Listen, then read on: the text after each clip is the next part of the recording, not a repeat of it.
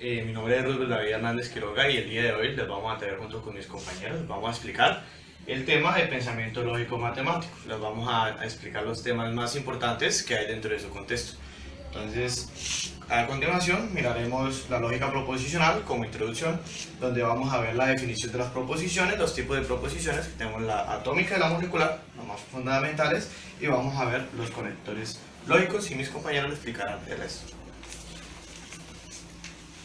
Muy buenos días a todos. Siguiendo con la temática del curso de pensamiento lógico matemático, en lógica proposicional también tenemos inferencias lógicas. Entonces, en inferencias lógicas trabajaremos la definición, sus elementos, los tipos de inferencia que podemos encontrar, las reglas de inferencia, las cuales utilizamos para darle cuerpo a nuestras operaciones trabajadas, y trabajaremos las leyes de Morgan y algunos ejemplos para contextualizar más las operaciones.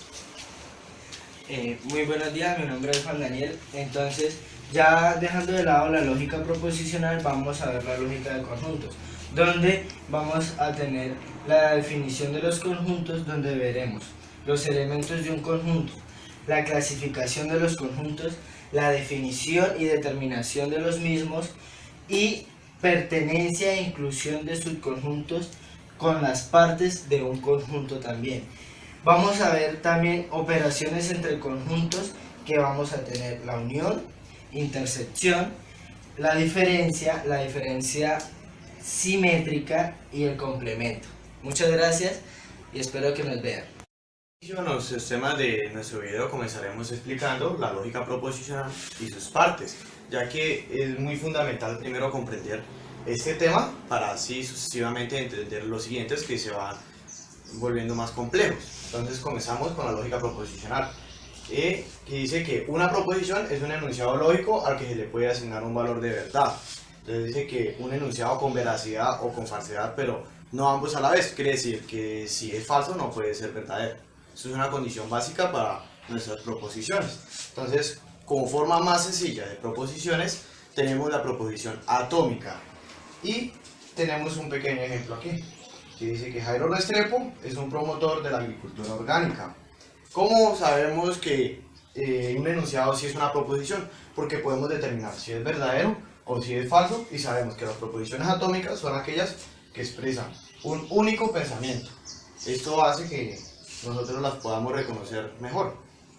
Otro ejemplo claro, que los determinamos con letras a cada una de nuestras proposiciones, que más adelante se les llamarán premisas. Entonces tenemos la premisa Q, que corresponde a la proposición atómica. Dice que el plátano es una planta gramínea, lo cual respectivamente a la morfología de las plantas podemos saber que es falso. Por ello determinamos su valor de falsedad y podemos decir que es una proposición atómica. Para explicar un poco más el nombre de atómica, le podemos definir que átomo quiere decir que no tiene partes, pero estas proposiciones sí tienen partes. Lo que pasa es que si dividimos sus partes ya no sería proposición. Un ejemplo claro lo tenemos acá. Si sacamos aparte de nuestra proposición una parte del enunciado que dice que Jairo Restrepo, no podemos definir si es verdadero o es falso, ya que no habrá veracidad ni habrá falsedad. Pero si lo conjugamos con el resto de nuestro enunciado, quedará nuestra proposición atómica y le podemos hallar su valor. Lo que veremos dentro de la lógica proposicional son las proposiciones molecular. ¿Qué es una proposición molecular? Es la unión de dos proposiciones atómicas. Entonces, como tenemos acá en nuestro ejemplo, muy claro, dice Jairo Restrepo es un promotor de la agricultura orgánica y el plátano es una planta gramínea. Entonces tenemos las dos proposiciones atómicas que teníamos anteriormente, pero esta vez con una pequeña diferencia, de que están unidas con un conector lógico, los cuales los colocamos acá abajito, cada uno referenciado, los cuales corresponden a disyunción, conjunción, condicional, bicondicional y la negación, y son todos los que vamos a usar para entrelazar y unir nuestras proposiciones atómicas. Entonces tenemos otro ejemplo acá que dice, si Jairo Restrepo es promotor de la agricultura orgánica, entonces el plátano es una planta gramínea. Esa corresponde a una condicional. Otro tema que vamos a ver a continuación dentro de la lógica proposicional son los conectores, el cual es muy importante, ya que es el que nos ayuda a entrelazar las proposiciones atómicas para formar proposiciones moleculares. Entonces a continuación veremos los usos de los conectores y veremos cómo demostrar el valor de verdad o de falsedad de una proposición molecular, ya que anteriormente vimos el de la proposición atómica. Entonces, ¿cómo es el uso de dichos conectores? Dichos conectores se ubican uniendo cada una de las proposiciones atómicas, como dije anteriormente, a las cuales también se les puede llamar premisas. En este caso la premisa P y la premisa Q. Entonces, ¿cómo lo utilizamos? Tenemos ejemplos de cada uno de los conectores y aquí tenemos un par de ejemplos que nos servirán de ayuda para referenciar mejor. Entonces tenemos que Jairo Restrepo es un promotor de la agricultura orgánica, o el plátano es una planta gramínea. Entonces, como podemos ver, la premisa P o proposición atómica P es verdadera. Entonces nos vamos a esas tablas de verdad que están formuladas para que ustedes las puedan copiar y se puedan guiar con ellas, ya que son las que nos permitirán obtener nuestro resultado final de las proposiciones moleculares. Entonces cogemos nuestro valor de la primera proposición, que es verdadero, y vamos y lo ubicamos en nuestra tabla que corresponde a la disyunción. Entonces buscamos el primer valor, es verdadero, y ahora miramos a qué corresponde el segundo valor. El segundo valor o premisa, que es Q, es falsa. Entonces los ubicamos en nuestra tabla. Entonces verdadero con falso nos equivale a verdadero. Eso quiere decir que nuestra proposición molecular va a ser verdadera. Otro ejemplo claro, como para cambiar ya nuestro ejemplo, haciéndolo con la lógica matemática, es el siguiente. Si 4 más 5 es igual a 8, entonces 6 más 5 es igual a 9. Este ejemplo corresponde a una condicional. Entonces decimos que si la primera premisa, llamada P, es falsa, y la segunda premisa, llamada Q, también es falsa, lo que hacemos es ir a la tabla de verdad de la condicional y ubicarlas. Falso con falso nos da verdadero. Y eso es lo que hacemos para determinar nuestro valor. Siguiendo con nuestro tema de lógica proposicional, profundizaremos en inferencias lógicas, para el cual tenemos una pequeña definición. Entonces tenemos que es un proceso de razonamiento lógico que consiste en derivar la verdad de una conclusión a partir de la verdad de una o más premisas y de acuerdo a un conjunto de reglas de proposición. Tenemos los elementos que la conforman, los cuales son la premisa, la conclusión y las reglas de inferencia. Entonces tenemos que la premisa es toda proposición que sirve de punto de partida a cualquier inferencia, que la conclusión es la proposición que se afirma a base de las premisas, y que las reglas de deducción o inferencia son aquellas que permiten dar veracidad a la conclusión de las dos premisas. Con nuestro capítulo de inferencia lógica vamos a trabajar las reglas de inferencia. Entonces, ¿cuáles son esas reglas? Estas reglas son polendo ponens, tolendo ponens, tolendo tollens, doble negación, simplificación, adjunción, silogismo hipotético, ley de adicción, simplificación disyuntiva, silogismo disyuntivo, la ley conmutativa y la ley de las proposiciones bicondicionales. Entonces, tenemos polendo ponens. Polendo ponens nos dice que tenemos que si P, entonces Q, y P, entonces nos queda Q. Estas dos están conectadas y esta nos da entonces para concluir Q. Seguimos con tolendo ponens. Tenemos que si P o Q, negación de Q, negación de P, perdón, entonces nos queda Q. Hacemos como una pequeña cancelación de estos, positiva y negativa, y nos concluye Q. Seguimos con tolendo tollens. Tenemos que P, entonces Q, negación de Q, entonces como sabemos que estas están conectadas, entonces si esta tiene una negación, inmediatamente concluiremos negación de P.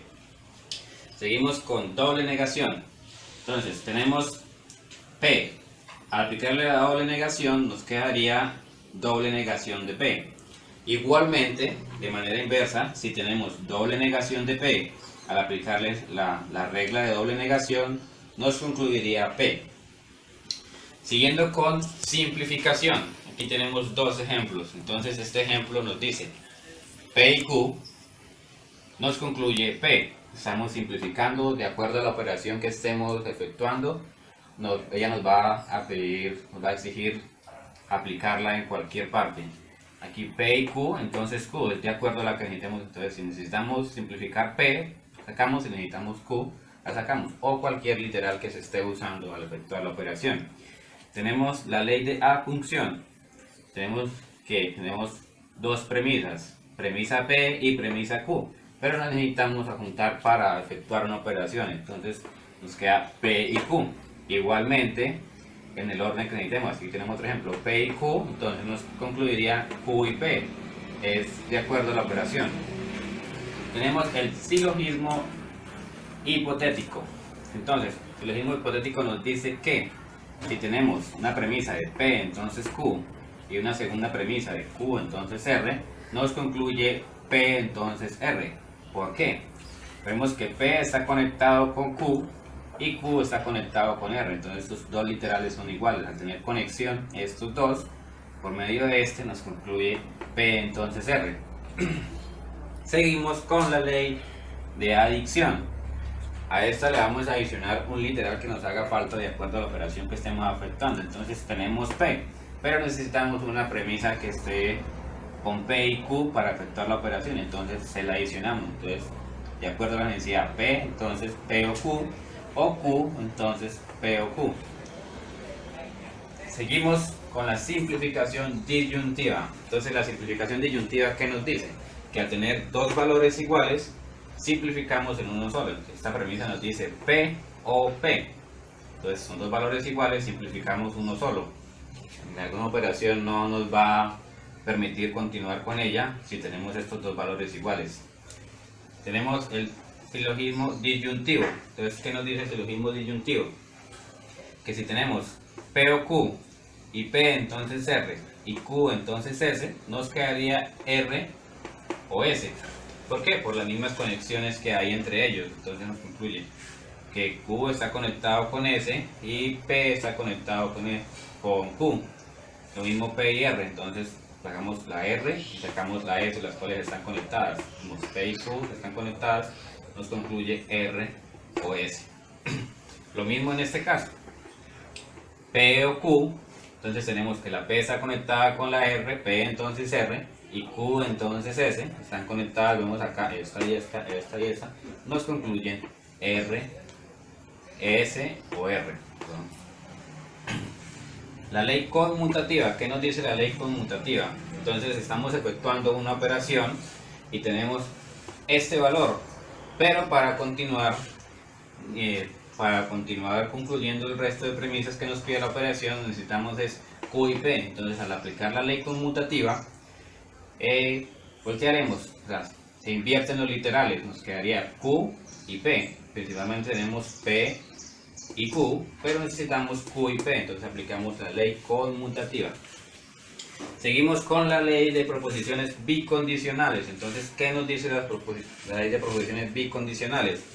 Que tenemos P sí y solo sí, Q, entonces tenemos esta proposición bicondicional, pero necesitamos solamente este valor. Entonces, al estar sí y solo sí, nos queda muy fácil aplicar la regla para sacar P entonces Q, que es el valor que necesitaríamos en determinada operación. Aquí volvemos a lo mismo, tenemos P sí, solo sí Q, pero necesitamos Q entonces P. Realizamos la efectuación, o lo mismo de manera inversa. Entonces tenemos estas dos premisas, que P entonces Q y Q entonces P, entonces las dos están conectadas, entonces nos quedaría P sí, solo sí Q. Espero les haya servido. Más adelante trabajaremos algunos ejemplos donde aplicaremos las reglas para que vean cómo se usan. Como anteriormente vimos las reglas de inferencia, en esta ocasión les voy a mostrar algunos ejemplos de cómo aplicarlas. Entonces tenemos dos ejemplos. Empecemos con este. Nos dan la operación demostrar T y nos dan cuatro premisas, las cuales son: la primera, P entonces Q; la segunda, Q entonces R; la tercera tenemos P entonces R y entonces negación de S. La cuarta es S o T. Entonces iniciamos dando el cuerpo a nuestra operación para demostrar T. Entonces identificamos la quinta premisa, para sacarla. Entonces tenemos, ¿qué tenemos en común? Tenemos en común que P entonces Q y Q entonces R, está la Q en común. Entonces podemos aplicar un silogismo hipotético. Entonces tenemos que como P está en común con Q y Q entonces R, podemos concluir P entonces R. Es muy importante en esta operación mostrar cuál regla se aplicó y cuáles premisas se utilizaron para concluir esta. Entonces tenemos, como aplicamos silogismo hipotético, colocamos sus siglas acá y colocamos la premisa 1 y 2 que fueron las que se utilizaron. Seguimos con la sexta premisa. Entonces concluimos aquí P entonces R y vemos que tiene en común con la tercera premisa que está P entonces R, entonces negación de S. Entonces si recordamos las reglas, podemos definir que podemos aplicar el ponendo ponens. Entonces tenemos P entonces R, negación de S y P entonces R, entonces nos concluye S porque cancelamos, es como una operación matemática de cancelaciones, cancelamos P entonces R y P entonces R y nos queda negación de S. Entonces recordemos que tenemos que nombrar la regla que aplicamos y las premisas que utilizamos. Entonces, ¿qué utilizamos acá? El poniendo ponens, utilizamos la tercera premisa y lo que concluimos de la quinta premisa. Continuamos. Entonces, si tenemos negación de S, ¿cuál premisa nos queda que no hemos utilizado? Entonces observamos que nos queda la S y la OT. Entonces tenemos S, OT y tenemos negación de S. Entonces se repite el procedimiento, un proceso muy similar acá, las cancelaciones. Entonces tenemos esta negación y esta que es nuestra negación, las cancelamos y nos queda T. Entonces esta es la regla del tolendo tones. ¿De cuál? De la cuarta premisa y de la que concluimos de la sexta. Entonces seguimos con este otro ejemplo que está algo más complejo. Entonces tenemos demostrar negación de Q y P. Siguiendo con el capítulo de inferencias lógicas, vamos a trabajar las leyes de Morgan. Entonces, que nos dice que son un par de reglas de transformación que son ambas de inferencias válidas. Entonces tenemos la primera que nos dice que no ocurre que P y Q nos da negación de P o negación de Q. Y la segunda que nos dice no ocurre que P o Q nos da negación de P y negación de Q. Tenemos este ejemplo para demostrar su aplicación. Entonces nos dicen demostrar negación de S y nos dan cuatro premisas, las cuales son no ocurre que P y Q, negación de Q entonces T, negación de P entonces T y S entonces negación de T. Entonces estamos aquí, entonces sacamos la primera premisa que es no ocurre que P o Q, aplicamos la primera ley de Morgan entonces ella que nos dice esto que acabamos de ver acá. Entonces concluimos que no ocurre que P y Q nos concluye negación de P y negación de Q. Pasamos a la sexta premisa. Entonces ocupamos esta que acabamos de concluir acá, que es negación de P y Q, y llevamos a operar estas dos premisas que están acá, la segunda y la tercera, que es negación de P, entonces T, y negación de Q, entonces T. Entonces aplicamos el silogismo disyuntivo, entonces concluimos estas y nos concluye T, entonces T o T. Tenemos estas dos T's, estas dos negaciones que están acá, entonces nos quedaría T o T, silogismo disyuntivo de la premisa 5, la premisa 3 y la premisa 2.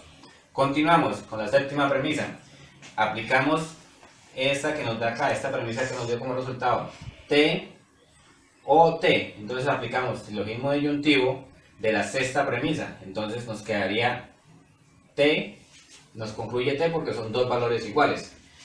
Aplicando la octava premisa, tenemos que S, entonces negación de T, que es la cuarta premisa, y el resultado de la séptima, que es T, nos concluye negación de S. ¿Por qué? Porque si S es entonces es negación de T y tenemos T, entonces nos quedaría negación de S. Esto es un tolendo tones de la premisa 4 y la premisa 7.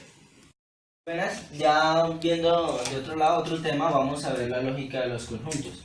En la lógica de los conjuntos, una breve introducción sería: es una colección de elementos considerada en sí misma como un objeto. Entonces, los elementos de un conjunto decimos que son los elementos o los miembros del conjunto. Es un objeto que hace forma o parte de ese conjunto. En este caso, tenemos un diagrama de Venn que decimos que los elementos del conjunto A, en este caso tenemos un cuadrado, un círculo, un hexágono, un triángulo y una estrella. Estos serían los elementos de nuestro conjunto A. Continuando con nuestro tema, vamos a ver las partes del conjunto. El conjunto de las partes se escribe como PS o 2 a la S. Es el conjunto de todos los subconjuntos de S.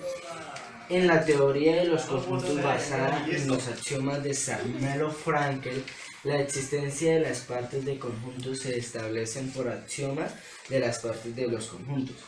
Un ejemplo de este conjunto A, le vamos a sacar cada una de sus partes. Entonces lo escribimos como PA, perdón. Entonces decimos que él tiene la parte, todas estas son las partes de este conjunto.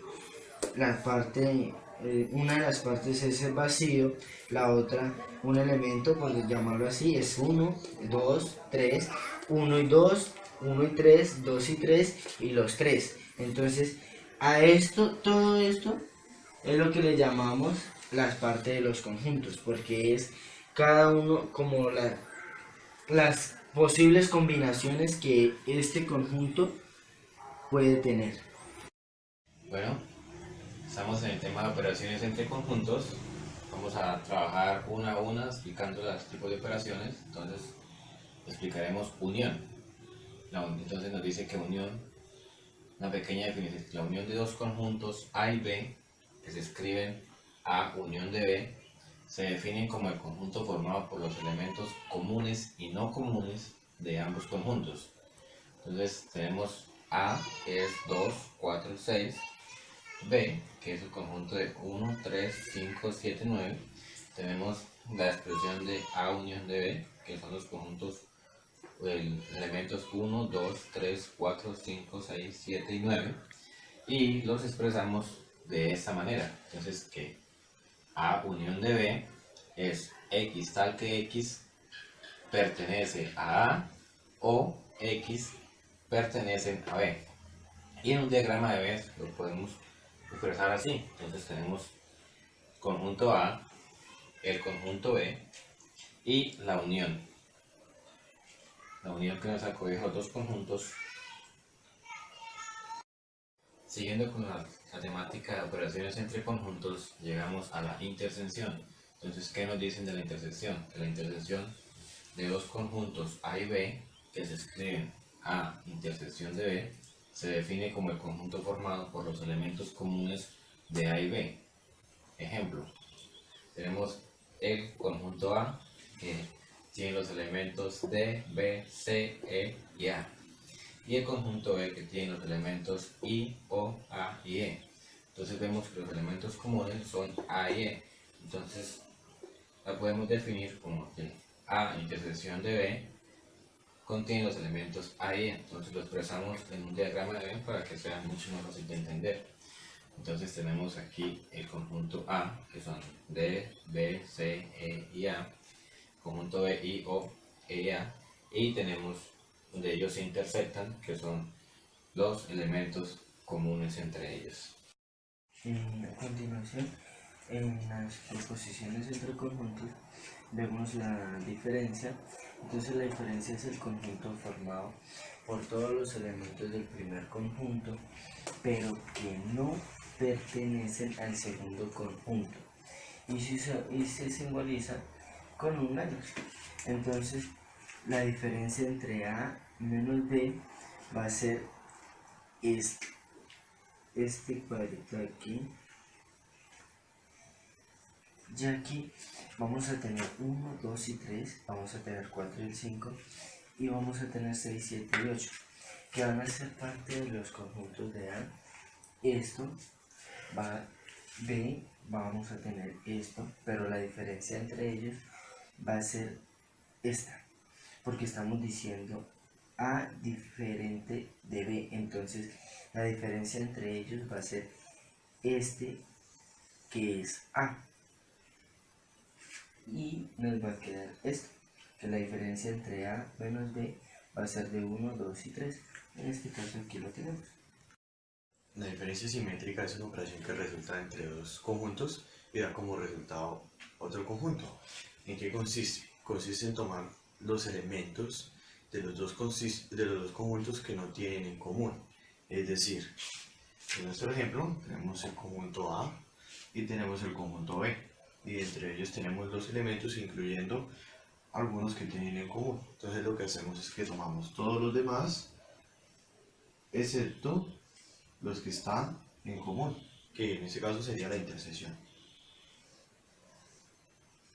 Y ellos son la diferencia simétrica. Y esto es el conjunto que obtenemos a partir de cada uno, que sería A diferencia de B, cual consiste en A, B, C, D, E, O, P, Q, R y M, que son los que están afuera de nuestra intersección. Compañeros, y continuando con el tema de las operaciones entre conjuntos, veremos el conjunto complemento, perdón. Es otro conjunto que contiene, todos los elementos que no están en el conjunto original. En este caso hicimos dos pequeños ejemplos donde vemos que los elementos del conjunto A son 1, 2, 3, 4 y 5. Los ponemos aquí en este. Y los elementos del conjunto U son 6, 7, 8 y 9. Entonces, el conjunto complemento que nos hace falta para que A sea un conjunto universal son los elementos, estos elementos que son el 1, el 2, el 3, el 4 y el 5, para que él sea para que sea un conjunto complemento. En este caso hicimos otro respecto a nuestra carrera, que estamos trabajando los componentes del suelo.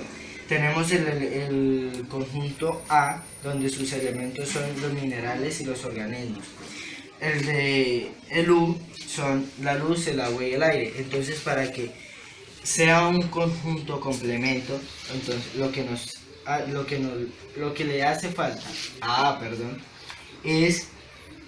son la luz, el agua y el aire, para que se vuelva un conjunto complemento y contenga todos los elementos de aquel conjunto, como lo dice nuestra teoría.